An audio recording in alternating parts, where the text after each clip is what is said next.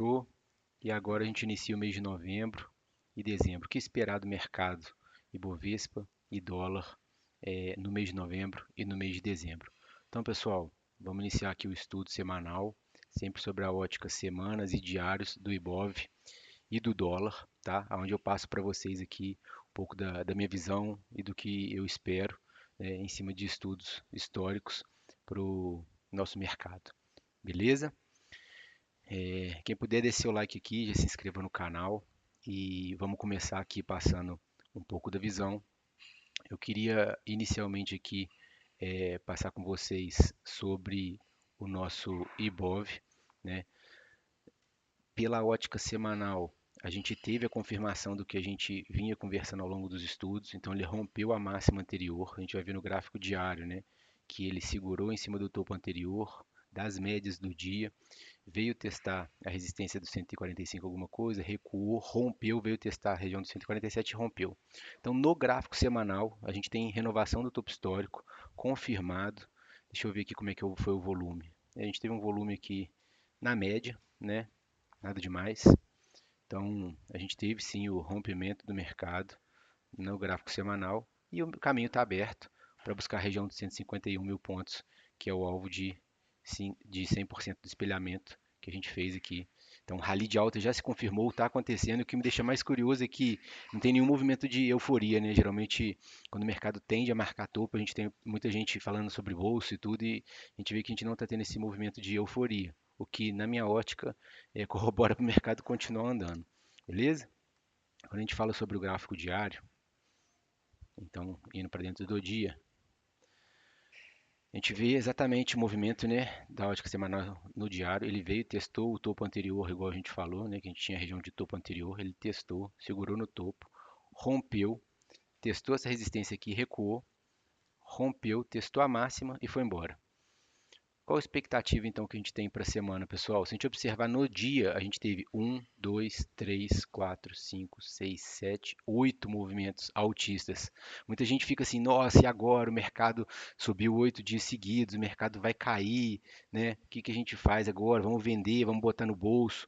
Então, o que que eu vou trazer aqui para vocês? Vou trazer para vocês no histórico, quando a gente teve 8 dias sequenciais de alta, o que que aconteceu com o mercado, né? Então, se a gente observar aqui, desde 1994 até hoje, a gente teve 47 eventos como esse, né?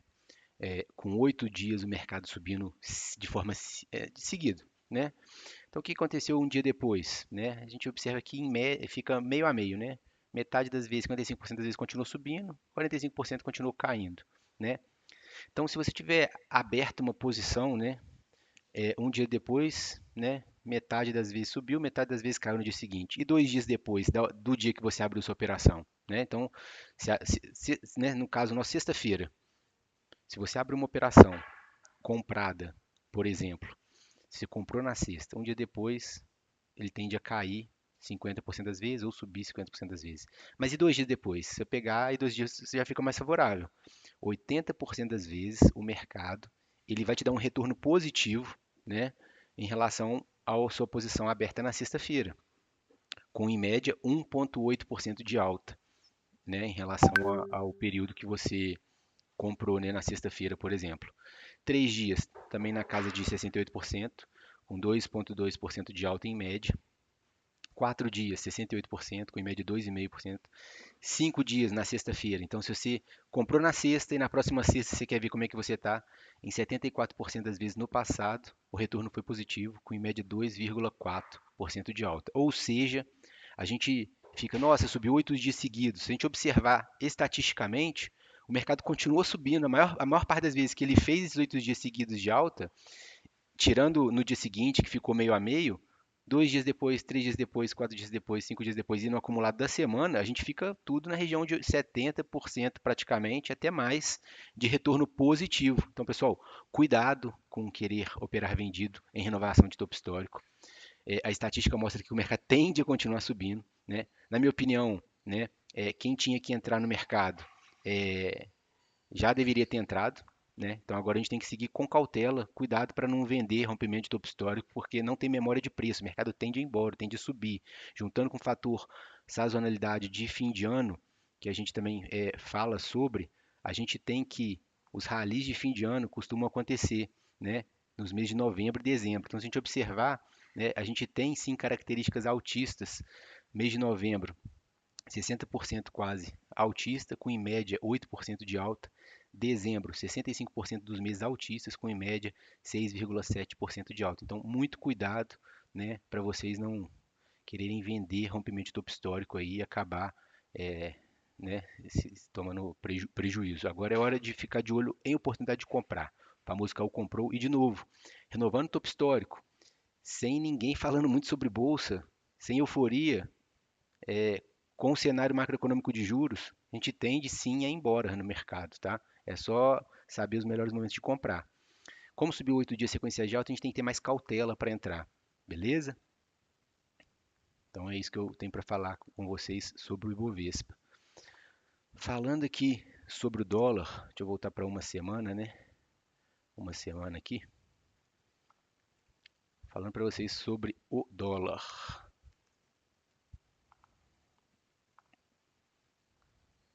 Então o que a gente tem sobre o dólar, pessoal? O dólar vem caindo, né? Chegou a testar aqui, deixa eu ocultar meus estudos novamente. Deixa eu tirar também aqui, corrigir, pronto. Tirar meus estudos. Então, o dólar, ele marcou aquele fundo importante em cima da média de 200 semanas, que a minha expectativa é que ela não fosse perdida até o final do ano. Deu aquela pancada para cima que eu falei que é uma barra de ignição e que caso ela se fosse rompida para cima, 80% dessas barras em regiões interessantes como essa são assertivas, né? Vão te dar retorno bacana, positivo. Só que, se a gente observar no gráfico diário, essa barra ela aconteceu, mas ela não rompeu o topo. Então ela não foi ativada. E depois a gente teve 1, 2, 3, 4, 5, 6, 7, 8, 9, 10 dias.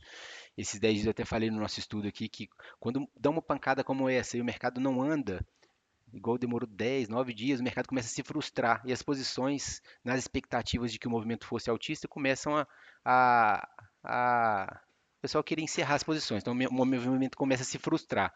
Eu falei no nosso estudo anterior que se por acaso ele perdesse a mínima, ele tenderia a vir a buscar o fundo, e não foi diferente do que ele fez, ele perdeu a mínima, ele veio buscar aqui a região de fundo, na casa dos 5,33, fundo mesmo lá na casa dos 5,28, segurou aqui, rompeu máxima e está segurando até o momento. Então, o dólar, o que a gente tem para falar sobre o dólar? O fundo continua sendo abaixo dessa mínima no gráfico semanal, ele frustrou esse movimento altista. É, se por acaso, para essa semana agora, o dólar perder essa mínima aqui, na casa dos 5,33, ele tende a vir buscar o fundo, né? E como ele segurou nessa região, junto de regiões de topo anterior, e fez um fundinho no diário, né? A gente pode falar que ele fez um fundo no diário. Eu ainda acredito que o dólar pode ficar brigando aqui e voltar a subir para continuar um movimento altista. Eu ainda estou na expectativa, aquela mesma que a gente fez no estudo, que o dólar ele tá na região de você pensar em dolarizar patrimônio, entendeu? Se você olhar aqui no gráfico aqui, ó, ocultar meus estudos de novo. Olha a média das 200 semanas, vamos ver no passado como é que é, olha. Tá vendo? Todas as vezes que o dólar marcou fundo, foram próximas essas médias. Marcou fundo, próximo a essas médias. Aqui nem chegou perto. Então aqui é um local da gente pensar em dolarizar patrimônio, ficar de olho em ver o que a gente consegue alocar em dólar aqui, né? Lembrando que sim, ele pode vir aqui perder mínima, né? Mas é uma região onde a gente não quer achar o preço mais barato possível, a gente quer achar os pontos interessantes e posicionar para comprar barato também ativos e posições e fundos que a gente tiver interessado. Beleza?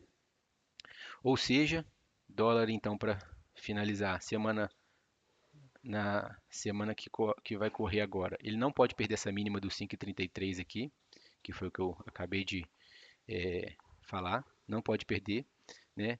E se ele não perder aqui, fica brigando, essa região vai voltar para cima aqui e ir embora, a gente tem a reversão do dólar, né? Mas aí tem muito movimento para andar aqui.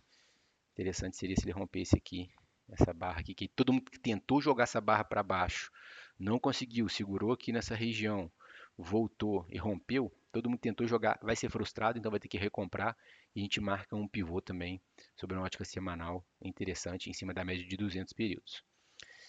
Beleza? Então, pessoal, esse é o estudo que eu tenho para compartilhar com vocês. Se inscrevam no canal aqui, me acompanhem. Eu vou sempre estar tentando trazer um pouco de estudo histórico, com estatística, com a minha leitura de mercado, né? Os momentos do mercado, as sazonalidades do mercado ao longo do ano também fazem diferença, que foi o que eu mostrei sobre novembros e dezembros ali para o índice Ibovespa, que geralmente são períodos mais altistas.